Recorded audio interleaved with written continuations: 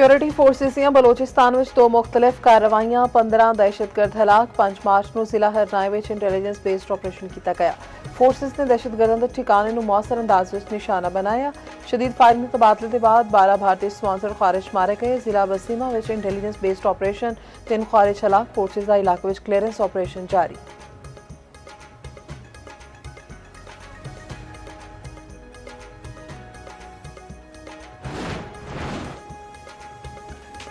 Petrol ते diesel 55 रुपए फी litre महंगा। मशरक़ वस्ता विच कशीदगी के बायस हुकूमत ने आवाम ते पेट्रोल पंप सुट दिता। पेट्रोल की नवीं कीमत 321 रुपए 17 पैसे फी लीटर हो गई। हाई स्पीड डीजल की नवीं कीमत 335 रुपए 86 पैसे फी लीटर मुकर्रर। वज़ीर पेट्रोलियम अली परवेज़ मलिक ने पेट्रोलियम मसनूआत दी कीमतों में इजाफे का ऐलान किया। आख्या 1 फरवरी को पेट्रोल $78 फी बैरल सी, हुण $106 तो भी वध गया है। नायब वज़ीर आज़म इसाक डार ने आख्या कि ईरान के हमले के बाद पूरे खिते में इस वेले जंग की सूरत हाल है। कोशिश की गई है कि आवाम ते घट तो घट बोझ पाया जाए। वज़ीर खजाना मोहम्मद औरंगज़ेब के मुताबिक रोजाना की बुनियाद पर पेट्रोलियम कीमतों का जायजा लिया जा रहा है।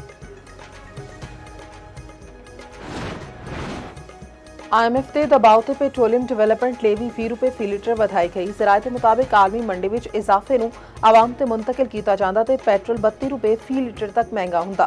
पेट्रोलियम डिवेलपमेंट लेवी 85 रुपए तो वधा के 105 रुपए फी लीटर कर दी गई।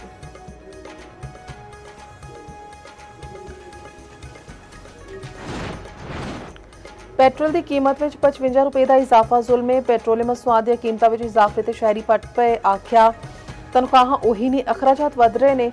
इस फैसले नाल मुल्क भर में महंगाई का नवा सैलाब आएगा। हुकूमत पेट्रोलियम मसनूआत दी कीमतों में इजाफा वापस ले।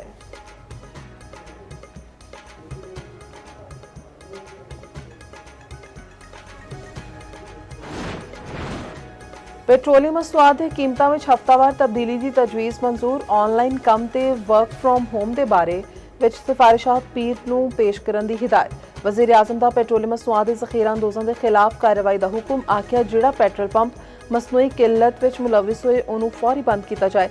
वज़ीर आज़म की ज़ेरे सदारत पेट्रोलियम मसनूआत मुतल्लिक आला सतह इजलास। शहबाज शरीफ की वज़ीर पेट्रोलियम नूं सूबियां दा दौरा करने की हिदायत।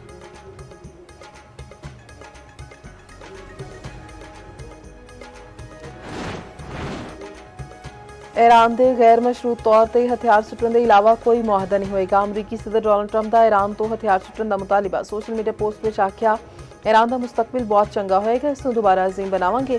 आयतुल्ला खामनाई के बेटे मुश्तबा हुसैनी नाकाबिले कबूल ने।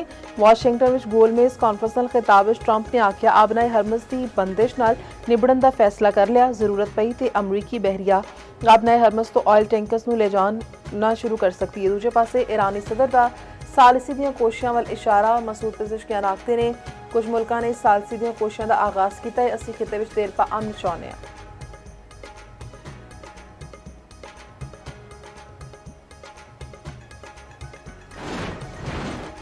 ईरान का इसराइल ते जवाबी वार मिसाइल ताक दिते। पासदाराने इनकलाब ने तेल अवीव बस्ती ते जनूबी इसराइल विच मिसाइल हमलियां दी वीडियो जारी कर दित्तियां।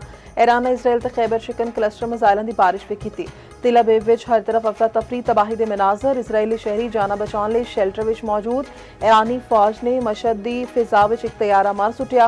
पासदाराने इनकलाब के तर्जुमान का आखना है कि अजे हथियारों का मामूली इस्तेमाल किया है। छेती एवें दे हथियार सामने लियावांगे जिहड़े पहले इस्तेमाल नहीं किए।